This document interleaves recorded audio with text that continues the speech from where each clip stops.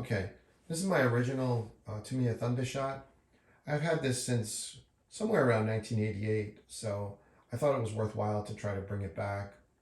I've always taken fairly good care of my cars, limited running, so nothing was really majorly broken, but there are plenty of cracked spots that this chassis is infamous for.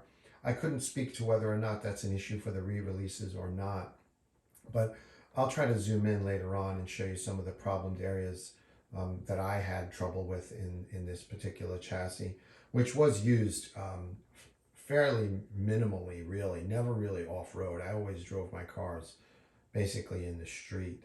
So, but I guess I could get to going over a few of the modifications and enhancements. The shocks that you see in the back there are from the JRX Junior 2, which was also from back in the day. I want to say I was able to pick up that kit somewhere around, I want to say 90 or maybe 92. But again, don't quote me on that. I'm certainly not an expert on Losi at all. And had I known that people are sort of looking for those Junior 2 cars, not even the original with the trailing arms, which was really the superior car at the time. But I was able to afford the Junior 2, so that's what I got. And that one had been sitting around, but I was, for some reason, more attached to the Thundershot. So I deanodized those original JRX Junior shocks and polished them up as best I could. Surprisingly, they don't leak a whole heck of a lot, but I'm not sure how to rebuild them, quite frankly. I believe it's more of a cartridge-based system. That's what I found. I didn't really examine it carefully when I took it apart, but I remember thinking it was an easy shock to build back in the day, and then when I cleaned and refilled the oil, I noticed it didn't look like there was anything really serviceable as far as the O-rings or anything like that go. So I filled them up with a fairly thick oil, thicker than Tamiya. That's about as specific as I could get. It was kind of whatever I had around. But they don't leak like crazy. They do leak a little bit, but considering their age, it really wasn't that bad. But so we'll move on to some of the other little enhancements. Some of the most obvious things are obviously going to be the wheels. Those are the Kyosho Turbo Scorpion, I'm sorry, rear wheels that you saw used in the other video that I have of a Turbo Optima. So, I mean, it's a really cool wheel. It's becoming harder and harder to find it. I would like to really buy a couple more sets, but at the same time, I don't want to saturate my models with the same tire and wheel combinations, which is why we went with these particular tires for this one. So here we have kind of an unexpected match a little bit. We have a Tamiya tire with the Kyosho wheel, and I don't know if I mentioned, but that's a 2.2 size, and you do have to be careful when looking at 2.2s. There's a fair difference between a 2.2 buggy and a 2.2 truck wheel, and of course when they talk about buggies, they often talk about the difference between the front and rear also, fronts being narrower usually. But this would be a case of a 2.2 that's, I guess, a medium width wheel. And it's very hard to find out in millimeters or whatever you use in your country, probably millimeters, but the width. So you want to try to match up the width. And sometimes it's a little bit of a gamble or a crapshoot. You may find something that works well together, you may not. This combination is actually probably a three manufacturer contribution, so to speak. The inserts are from the Proline series set of tires from 2.2s. Something, I think in my case, I used the Bald Eagle ones, but I think many of their 2.2 tires are very much the same as far as the way that the tire foams are cut, but the densities do vary for what you want for your track conditions. I'm not so worried about that. My cars are really 90% shelfers at this point. But this one did have its heritage in bashing about as I was basically in my teen years still.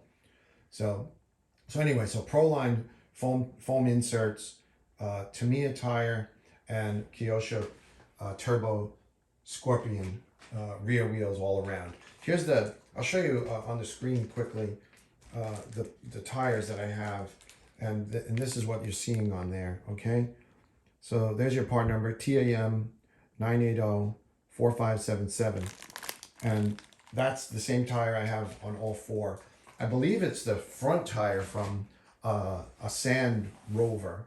It was kind of like a re-released dune buggy with more of a proper suspension, differentiating itself from the old school bathtub type and all that.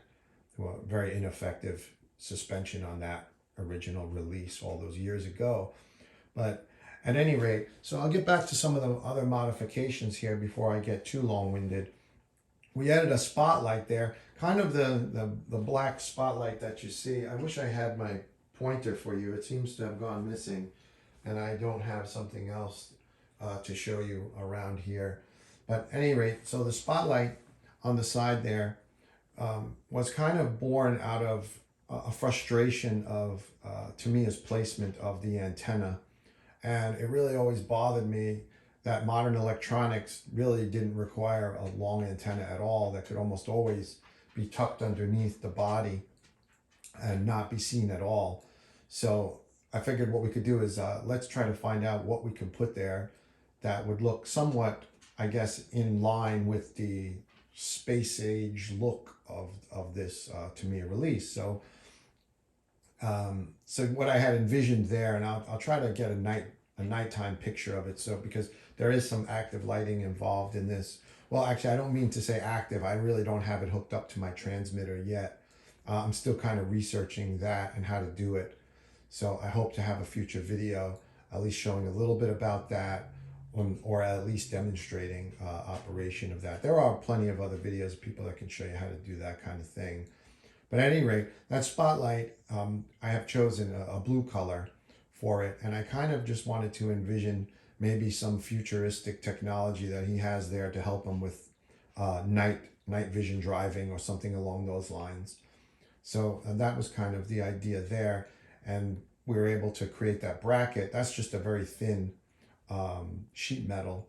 You could bend that with just about anything. Again, I mentioned in another video about marring your metals when you're using even a non-marring pliers. You want to really be careful that there's no additional debris that you're embossing into surfaces, because some of those metals are very, very fragile and they will get marked up easily. If you use a thin gauge, it's going to be extremely hard and frustrating to remove little nicks and damage once it's there. Maybe you're not that particular and that's a bit long-winded for that, but it really does bother me. So the next thing that we did have was the LED light bar across the back. I kind of fought with the idea of whether to put a light there or not, but that space just seemed so perfect. I had this light bar. It was meant for another project. I kind of got reminded of the length, and I thought, hey, that space that's in there is about 2 inches, and they make 2-inch light bars.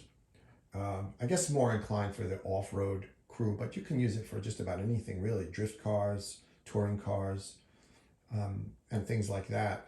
So it seemed to match up that space and fill the gap nicely. I figured it tied the black in, the black from the side intakes, the spotlight, and then the light itself in the back. So it stayed once I got, it's a pretty simple mount. I'll try to show you that. It won't be in this video. I don't have my Allen key in front of me. So in speaking of that, you'll see the 2 Allen keys that are needed on the rear body posts. Those are underneath there are actually Trinity aluminum body posts. They're kind of a purple color. I think they were sold for maybe an associated on-road car, I want to say. But the whole idea of screw-in body posts where you actually have a threaded screw to hold the body on is probably not the best. Again, magnetics, things like that, they're great if you don't have holes in the body already, but this one, if I remember right, does come pre-drilled. I used a new old stock body to do this. It's a little hard without purchasing from Japan to get an unpainted body today in 2026. So I happen to have this one, and that's why I had the original stickers as well. I think the differences are the sponsors are, I think, not licensed on the newer ones, if I'm correct on that. Feel free to mention in the bottom if that's not right, or and again, if you have any questions about anything. But so then the other thing that we have going on there visually, we have the antenna that I did put, that fake antenna that's just behind the driver's cockpit. What we have there is that was just an antenna that was from, in another video you'll see there's a car called a BSR Basher, and I was able to buy a new old stock body for that car, and it came with a great array of accessories. So it had mirrors, it had antennas, a nice wing. So the antennas were something that I didn't really need on the other car, and I modified the one that it came with anyway. So I had this one left over, and the scale matched pretty well.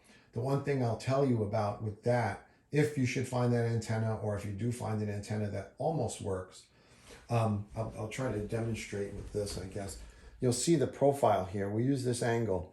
The profile of this, normally with most antennas that you're going to find, the design will be for the antenna to sit upright. So you're going to have to use a rotary tool or something to accommodate the angle of what you're bolting it to. So once you start playing around with it, that will become more obvious. But typically, if you bolt something straight on to something and it's cut 90 degrees at the bottom, you're going to have it going completely vertical from your mounting plane. But in this case, we have a mounting plane that's on an angle. So you're going to have to use your rotary tool with a sanding drum, most likely. That's what I used. And maintain and mimic this angle so that you can get a bit more of a rake back here. So it's going to cut higher in the front and lower in the back. Okay, so that would be roughly the shortcut to getting something like that mounted if you want to control the rake of that antenna. The only other things that I can tell you, maybe the custom tire letters. I'll try to zoom in for you on that. I guess we have enough time in for you seeing this thing spin as I rattle on. But let me show you. So with the tires, I'll refocus you and try to hold you steady. If you're familiar with these tires, you'll see in between the S and the T of the Proxies and Toyo tires is where it says Tamiya Racing. So it's not that I don't love Tamiya, and I'm not going to want to highlight their proper tires, certainly proper in my opinion. But the problem is opposite the Tamiya Racing is a very, very small numbers. Now, again, with enough time and patience, you could probably highlight those numbers, put it in the middle of the screen there as much as I can. Oh, he's not cooperating for me. Right about there, okay? See those small numbers there. So it's not going to look very balanced. You're going to have a very heavy, what you'll end up with is a very heavy looking Tamiya Racing, while you have very non-balanced look to the white lettering opposite it. So this allowed me to balance it a little bit more by having our own lettering. And then of course you can insert your favorite tire company that you want to showcase on your build. In this case, these are really more of a Proxy Sport model rather than some of the other Proxy series, but there are certainly a whole bunch of them out there. So the only other thing I could show you, maybe now that we have you detached, I'll hit stop on my turntable, and we'll just show you a little bit here. Now this, I have the front lowered here. This shock is not, I don't think it's as long as the factory. So what happens is you have a certain amount of droop that happens here because of that. And so we needed to adjust the camber to accommodate the lower ride height. And these are pieces that just came with my Blockhead version. Tamiya's re-released yellow shocks typically have these kind of pieces attached to the shock tree, parts tree. So I did that. I'm not a huge fan with how it came out.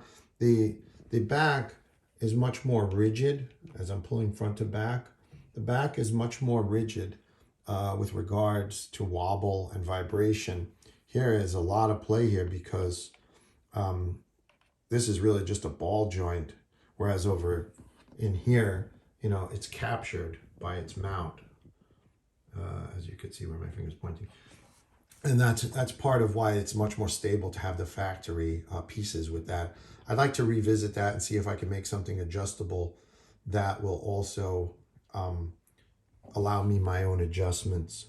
So, and I can also zoom in and show you all the problem areas I talked about earlier, where on some of these things, when you use them, you have, those will tend to break. You can buy those eBay, and I guess eBay through purchasing overseas, you'll be able to buy metal versions of these kind of pieces. I think I'd like to put in an order for something like that as money will allow, but for now, that's a JB Weld meant for plastic, and it's holding up all right. We'll see if we end up running it. But there's a lot of problems with these if you even use them lightly over time.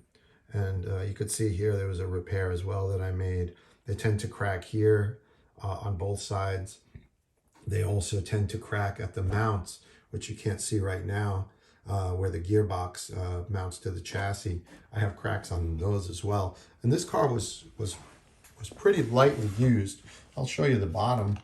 The bumper was replaced so that you won't see scratches, but you could see that this was not a new car. It was used.